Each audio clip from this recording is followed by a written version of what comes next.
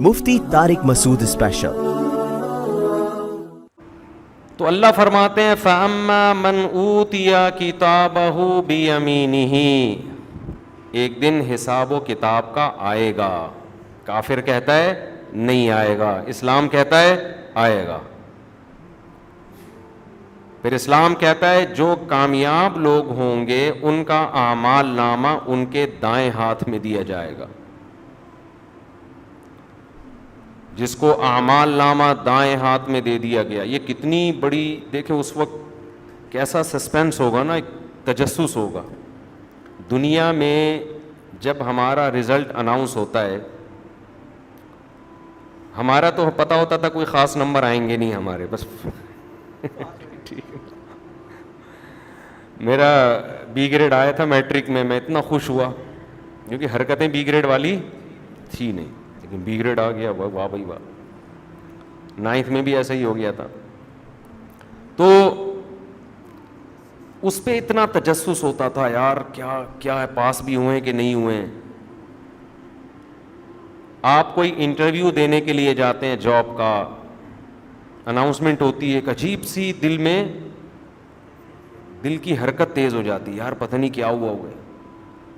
تو سوچیں اس وقت جب رزلٹ اناؤنس ہوگا، ہمیشہ کی کامیابی یا ہمیشہ کی ناکامی، کیا حالت ہوگی انسان کی، پتہ نہیں کیا ہوگا میرا۔ تبھی تو حدیث میں آتا ہے کہ صحیح حدیث ہے کہ لوگ پیغمبروں کے پاس جائیں گے، سب سے پہلے آدم علیہ السلام کے پاس جائیں گے کہ آپ کچھ اللہ سے ہمارے لیے درخواست کریں کہ اللہ حساب و کتاب شروع کرے، اس دن کی سختی کو کم کرے۔ تو حضرت آدم کیا کہیں گے؟ نفسی نفسی، مجھے کس کی فکر ہے؟ میری فکر۔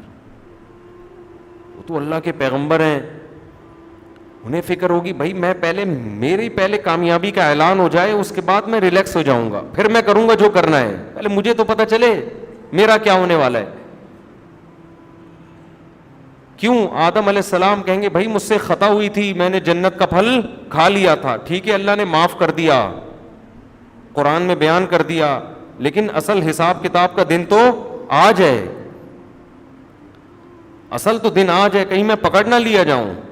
مجھے جب تک اطمینان نہیں ہوتا کہ میں کامیاب لوگوں میں ہوں، مجھے سرٹیفکیٹ دائیں ہاتھ میں نہیں دے دیا جاتا۔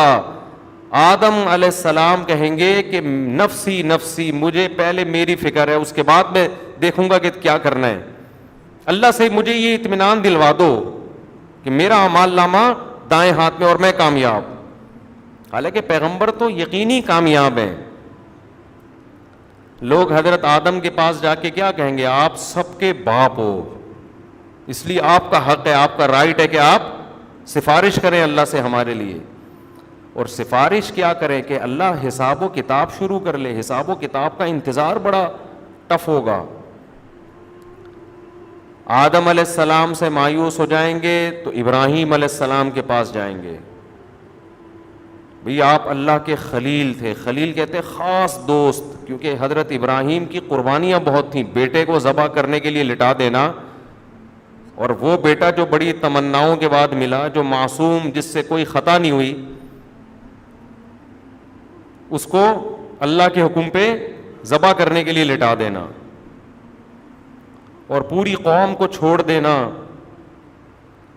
اپنی محبوب بیوی حضرت ہاجرہ، جن کا کوئی قصور نہیں، ان کو کھلے ریگستان میں اللہ کے حکم پہ چھوڑ کے آ جانا، کوئی پتہ نہیں بھوک پیاس سے موت ہو کیا ہو، اور چھوٹا بچہ بھی یہ دودھ پیتا۔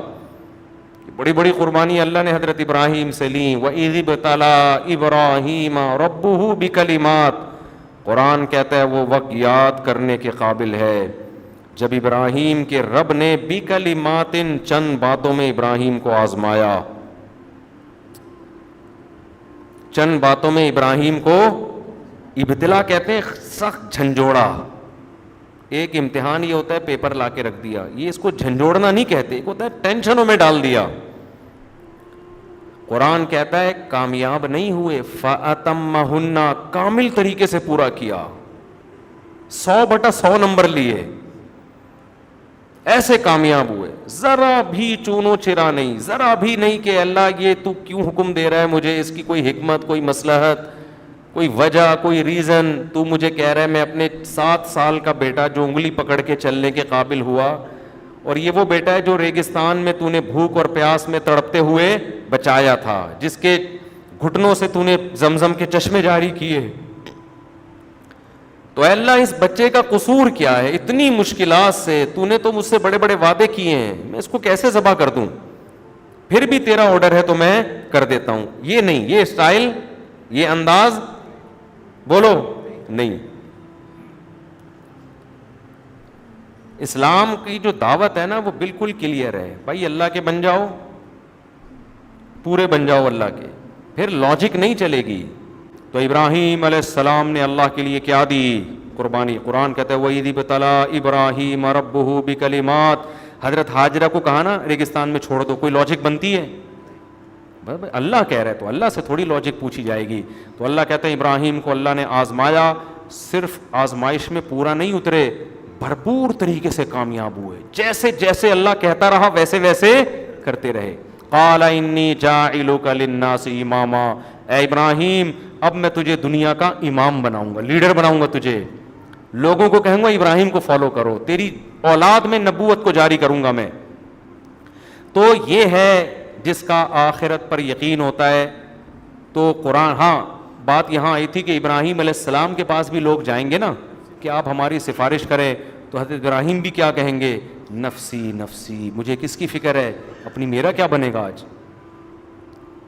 تو اتنے بڑے بڑے پیغمبر تو میرے بھائی ہم اور آپ کس کھیت کی مولی ہیں. تو سوچو ایسے موقع پہ جب اناؤنسمنٹ ہو کہ فلاں بن فلاں قد فاز, وہ کیا ہو گیا, کامیاب, اور اعمال نامہ دائیں ہاتھ میں لا کے پکڑا دیا جائے, کتنا بڑا پہاڑ ہوگا جو ہمارے سر سے اٹھے گا. تو قرآن کہتا ہے فوراً یہ اعمال نامہ لے کے مڑے گا اور کہے گا ہاں ارے اقرؤ کتابیہ, لوگوں میرا اعمال نامہ پڑھو, انی ظننت انی ملاق حسابیہ, مجھے یقین تھا کہ ایک دن میرا اعمال نامہ ملنے والا ہے, تبھی میں نے قربانیاں دی خدا کے لیے, تبھی میں نے روزے رکھے, صدقے کیے, صدقہ خیرات کیا, اپنا پیٹ کاٹ کے غریب کا پیٹ بھرا میں نے, رشتہ داری جوڑی میں نے, یہ ساری قربانیاں میں نے اس دن کے لیے دی تھی, مجھے یقین تھا. انی ظننت انی ملاق حسابیہ فہو فی عیشۃ راضیہ. قرآن کہتا ہے یہ اس دن ایسی عیش کی زندگی میں ہوگا کہ زندگی اس سے خوش ہوگی. یہ بھی بلاغت ہے قرآن کی. بس یہ کر کے میں بیان ختم کرتا ہوں. قرآن یہ نہیں کہہ رہا ایسی زندگی میں ہوگا کہ یہ زندگی سے خوش, نا نا نا نا نا, زندگی اس سے کیا ہوگی. یہ ہم یہ لفظ کب استعمال کرتے ہیں, یہ قرآن کی بلاغت ہے. اب اس پہ سائنسی اعتراضات نہیں ہوتے کہ زندگی میں تو شعور ہی نہیں ہے, وہ کیسے خوش ہوگی, یہ تو بلاغت ہے نا. ہم دیکھو جب کوئی آدمی کے سارے کام ٹھیک ہو رہے ہوں, کچھ لوگوں کے سارے کام الٹے ہو رہے ہوتے ہیں, دیکھا ہوگا آپ نے, ایسے لوگ بھی ہوتے ہیں نا, آ کے دکھڑے بیچارے سنا رہے ہوتے ہیں, یار ہم شادی کی تو رشتہ نہیں ہوا, عین وقت پہ لڑکی والے بھاگ گئے, نہ شادی ہو رہی ہے نہ کوئی بزنس ہو رہا ہے ہمارا. کہہ رہا ہے اچھا چلتا ہوا بزنس میں نے خریدا تھا, جس دن حلیم کی دیگ پہ میں بیٹھا اسی دن سے حلیم سڑنا شروع ہو گیا. بندہ خالی چینج ہوا ہے, وہی بزنس تھا, میں جا کے بیٹھا ہوں, انڈوں پہ مرغی بیٹھی ہوئی تھی, میں نے اپنی مرغی لا کے بٹھا دی, انڈے سڑ گئے. عجیب عجیب لوگوں کے بیچاروں, اللہ سب کے مسائل سے بچائے. یار جس دن میں نے سونا خریدا اسی دن گولڈ نیچے آ گیا, ہوتا ہے نا, ساری دنیا ڈالر کی, میں نے ڈالر خریدا اسی دن ڈالر نیچے, میں نے پراپرٹی خریدی اسی دن پراپرٹی نیچے. ابے تو نے خریدی کیوں جب تجھے پتا ہے تو دوسروں کا بھی نقصان کر رہا ہے. تو ایسے موقع پہ کیا کہا جاتا ہے, زندگی اس سے ناراض ہو گئی ہے. لگتا ہے زندگی اس سے, زندگی ہوئی نہیں ہوتی لیکن تعبیر یہ کی جاتی ہے, لگتا ہے اس کی زندگی اس سے روٹھ گئی ہے, اس کی لائف اس سے, اس نے لائف سے پنگا لے لیا ہے, ٹھیک ہے نا. اب لائف کہہ رہی ہے میں تجھے خوشی نہیں کروں گی, اور جس کے سارے کام بننا شروع ہو جائے, الٹا بھی کرے تو سیدھا ہو جائے. اس نے گولڈ لے جا کے مارکیٹ میں بیچا 10 لاکھ کا, اسی دن گولڈ نیچے آ گیا. کہتے شکر ہے یار آج میں نے بیچ دیا تھا. اس نے پراپرٹی بیچی اسی دن پراپرٹی, اس نے 1 کروڑ کی بیچی ایک دم 50 پہ آ گئے. اس نے پراپرٹی 50 کی خریدی, پتہ چلا جی پراپرٹی کی قیمتیں ڈبل ہو گئی. جس کاروبار میں ہاتھ ڈال رہا ہے بڑھتا چلا جا رہا ہے. اسے ایک لڑکی پسند آئی, اس کے ابا اس کا رشتہ اگلے دن لے کے آ گئے اور شادی ہو گئی. تو یہ دوسری شادی کرنا چاہ رہا تھا, جہاں پیغام بھیجا وہ مان نہیں رہے تھے. اتفاق سے اس دن میرا دوسری پہ بیان ہوا, لڑکی کے ابا بھی آئے ہوئے تھے. ٹھیک ہے, اس دن لڑکی کے ابا بھی اسی دن آئے ہوئے تھے, ان کے سمجھ میں آ گیا. تو بہت کچھ ہوتا ہے نا, چمتکار کہتے ہیں اس کو, کیا کہتے ہیں ہندی میں, چمتکار کہتے ہیں, چمتکار ہو گئی. امام شافعی کا شعر ہے نا, اذا سمعت بان محروما اتى ماء ليشربه فغاض فصدقي, جب تم سن کے وہ بدقسمت آدمی کنواں لبالب پانی سے بھرا ہوا تھا, اس نے کہا چلو کچھ نہیں ملتا, پانی تو ملے گا نا, اور یہ کنویں کے قریب گیا, پانی اسے دیکھ کے نیچے چلا گیا. کب بدقسمتوں کے ساتھ ایسے واقعات ہوتے ہیں کہ آئی ہوئی چیز ہاتھ سے نکل جاتی ہے.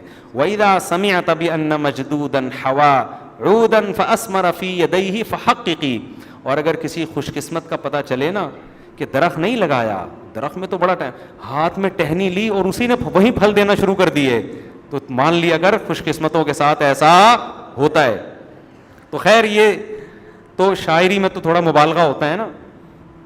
تو جب سارے کام بن رہے ہوں تو دوست کیا کہتے ہیں, یار لگتا ہے تیری لائف تجھ سے خوش ہو گئی ہے, تیری زندگی تجھ پہ مہربان ہو گئی ہے. تو اللہ کیا کہتے ہیں, جب اعمال نامہ دائیں ہاتھ میں ملے گا, ایسی زندگی دوں گا کہ وہ زندگی اس سے خوش ہوگی. زندگی کہے گی بتا تو کیسے خوش رہ سکتا ہے, بتا تجھے کیا چاہیے. اللہ تعالی ہمیں اس جنت کا وارث بنائے, اور اس کے لیے کبیرہ گناہوں کو چھوڑنا پڑے گا. بس قرآن نے ایک شرط لگائی ہے, تم کبیرہ گناہوں کو چھوڑ دو, چھوٹی موٹی خطائیں معاف کر دوں گا. اس جنت میں جانے کے بھی وہی طریقہ ہے جو اللہ نے بیان کیا, اس میں بھی آپ کا اخبل طریقہ نہیں چلے گا. وہ طریقہ یہ وظیفوں سے نہیں ملتی, وہ جنت خوب سمجھ لو, وہ جنت ملتی ہے گناہوں کو چھوڑنے سے. فرائض واجبات پورے کرو اور کبیرہ گناہوں سے بچو, اگر ہو جائے تو گڑ گڑا کے توبہ کرو اللہ سے. اتنا آسان طریقہ, اس کے علاوہ کوئی اور طریقہ نہیں ہے. تو اللہ تعالی ہمیں بھی اس جنت کا وارث بنائے. آپ کو بھی جلدی جلدی سوال